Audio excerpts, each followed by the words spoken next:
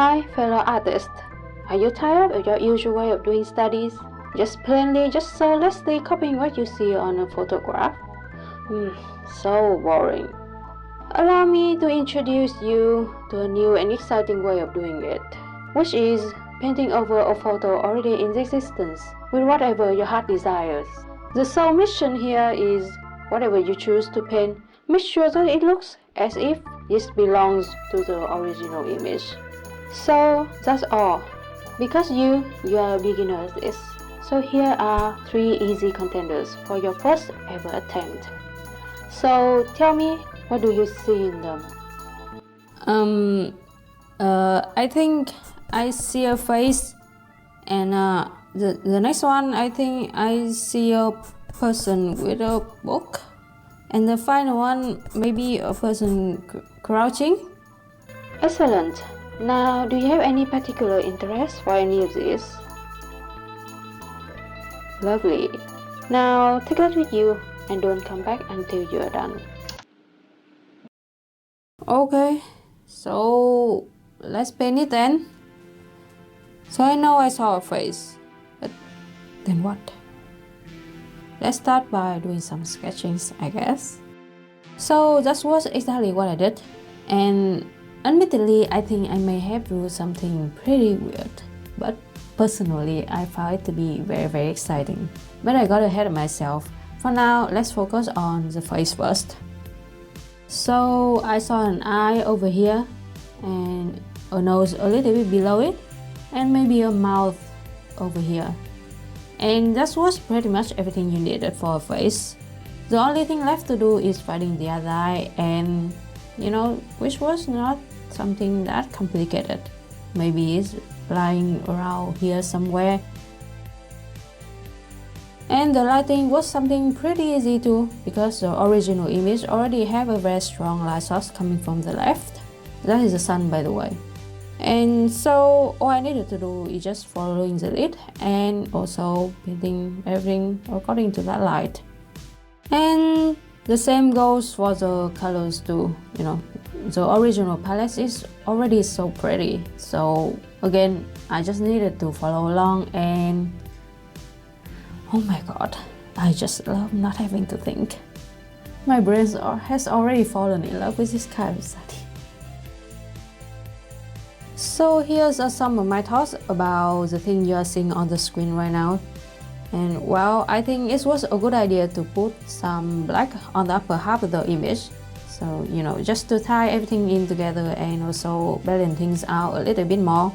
So naturally, I drew some blobs or appendages that's kinda resembling some arm up there.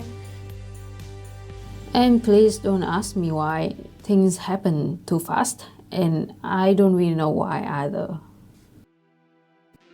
After jumping around here and there on the face, I realized there was a slit over here, and at first I thought I would cover it up with this person's hair because as you can see, it's very long and luscious and there are a lot of them.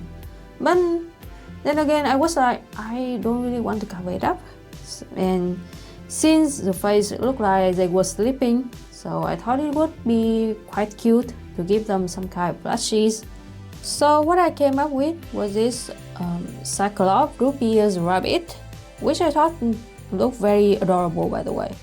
And because there was already the blushy over here, so I thought I should put this person's arm around it, so it looked like they went to sleep together, for some extra cuteness and coziness. And also because painting hand from imagination is not my strong point, so things may not look very natural, but I try my best.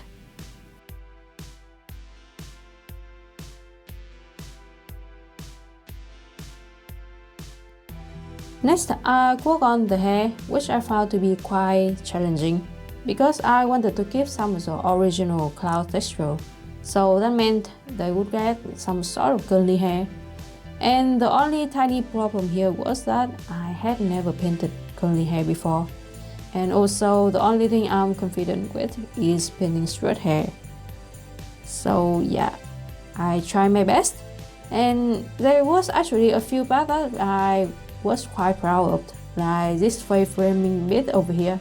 I think they look quite good. But ultimately, I don't really know if this look believable as curly hair or not. So yeah, the effort was there, but not so sure about the intended effect at all.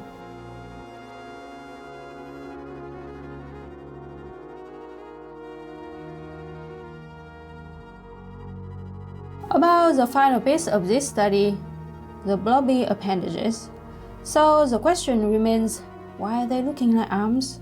And at the time, I was just as clueless as you were watching this.